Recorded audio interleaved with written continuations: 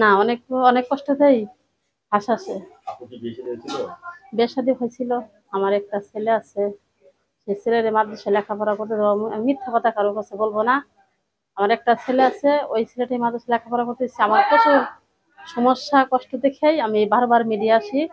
তারপরে মানুষের মতো ভাই একটা মানুষও পাই না, সব খালি স্বামী ছাড়াই যে 5 বছর শেষ হয়েছে, 6 বছরে পারা পড়ছে। না, শ্বশুর নাই, শাশুড়ি আছে।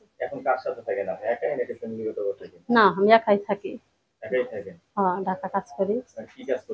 বাসা বাড়ি কাজ করি। হ্যাঁ, বাসার কাজ শেষ, কাজের মানুষের শেষ আছে 8টায় শেষ হয়, 9টায় শেষ হয়, না 10টায় শেষ হয়, কাজ শেষ হয় তখন বাসায় আসি। না না, ঝামেলা হবে না। সে জীবিত থাকতেছে, ঝামেলা হয়তো, সে তো দুনিয়া ছেড়ে চলে গেছে, ঝামেলা কার লেগে করবে?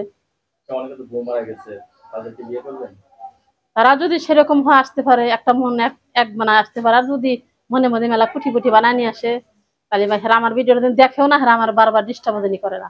মানুষের মতো মানুষ একজনই ফোন দিত আমার। হ্যাঁ, তাহলে হয়তো তারা যদি আমার ছেলেরে কি আমার জীবনের দায়িত্ব যদি নিতে পারে, চলাফলা না করে, তাহলে অবশ্যই তার সাথে আমি ভালোবাসা করবো, বিয়ে বসবো।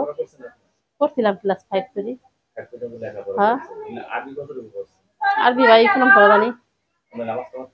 হ্যাঁ, আল্লাহ দিন নামাজ পড়ি, কারণ আমার ছেলের মাদ্রাসায় লেখাপড়া করি, আমি নামাজ না পড়ি এখানে তো ঠিক হয় না। ওর বয়সে তো 7 বছর শেষ হইলো আর কি। হ্যাঁ হ্যাঁ হ্যাঁ, শেষ হইলো। সংসার করতে ছেলেটার কষ্ট হয়।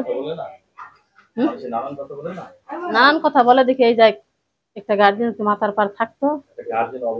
হ্যাঁ, এই গার্জিয়ানটা চলে না না। দর্শক, আমরা আপুর সাথে কথা বললাম, আপু অনেক কিছু জানলাম। আপু মানুষ, আপু তো নিজের যেহেতু আসছেন, ভালো একটা ছেলে বলে বিয়ে এসে